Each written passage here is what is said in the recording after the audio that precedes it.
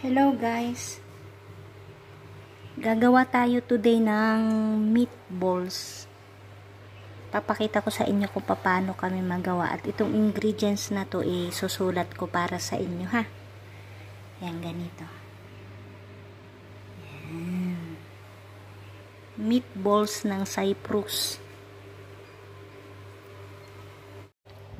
Ayan guys, ganyan ang paggagawa ko. Malinis, kailangan malinis yung kamay nyo pag nagaganyan kayo ha.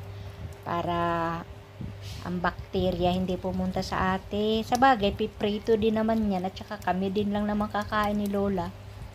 Pero kailangan malinis lagi ang kamay natin sa paggagawa ng mga pagkain kagaya ng ganito. All the time guys, hugasan ng kamay. Ganyan ang way para mabilis. Yan ang mga nagawa ko na. Tapos, ipiprito natin yan maya-maya. Tapos, pero bago, magpapainit muna tayo ng mantika. Dapat guys, sobrang init yan. Para pag nilagay mo, babantayan mo guys kasi baka masunog yung ilalim. Para maganda yung luto niya. Kapag ganyang nailagay mo na siya at kumukulo yung mantika, medyo hinaan mo na yung apoy. Para ma-level yung ano niya, yung pagluluto mo, hindi siya mabibigla. Kumbaga sa umpisa lang malakas yung apoy, tapos pag nilalagay mo na, hihinaan mo na yan. Ganon. Para perfect ang kulay. Maya papakita ko sa inyo ang kulay niya ha. Napaka magandang tingnan.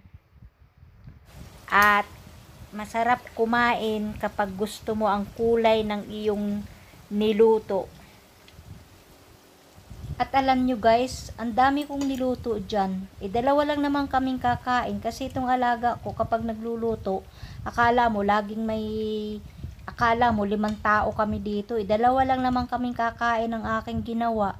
Kaya ang kalalabasan niyan, 3 beses niya yung kakainin. Kasi ako pagka nagluto ngayon, kinabukasan kakain uli ako. Pero sa susunod hindi na, kanya na lang lahat. Kasi pagka mahilig sila sa repeat dito yung repeat, kumbaga iinitin.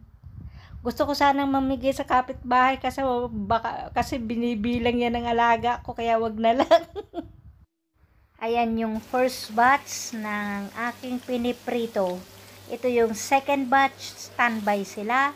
At naka-standby din ang aking paglalagyan. Yan. Ayan, medyo dahil okay na ang kulay nila at alam mong luto na sila, pwede mo na silang ilipat sa tissue. Yung iba guys, sa strainer nila nililipat kasi para umano yung mantika. Pero ako guys, dinerecho ko na sa tissue kasi ano naman tutulo din naman, double yung tissue nilagay ko, kaya okay, ganun din naman, kaya isang puntahan na lang, isang lagayan na lang. Hindi ko masyadong initiman guys kasi baka mapumait, kaya okay na yung ganyan.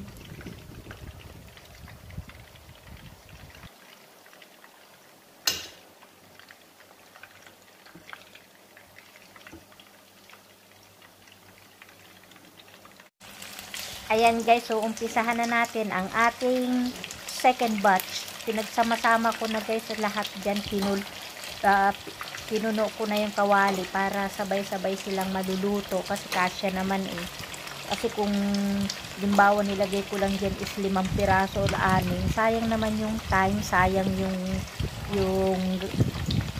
yung kuryente, kasi kuryente guys yung lutuan na yan. Kaya pagsasama-samahin na lang natin lahat para isang lutuan. O yan, kasya rin naman sila. O yan ang first batch. Ganyan. Perfect color. Perfect color will be perfect eating time. Ang partner niyan guys is kanin, rice. Kaya yummy. Done cooking. Guys, thank you for watching. Ready na para tawagan si Lola. Ni-ready ko na yung table at kakain na kami ni Lola. And thank you guys for watching. Bye!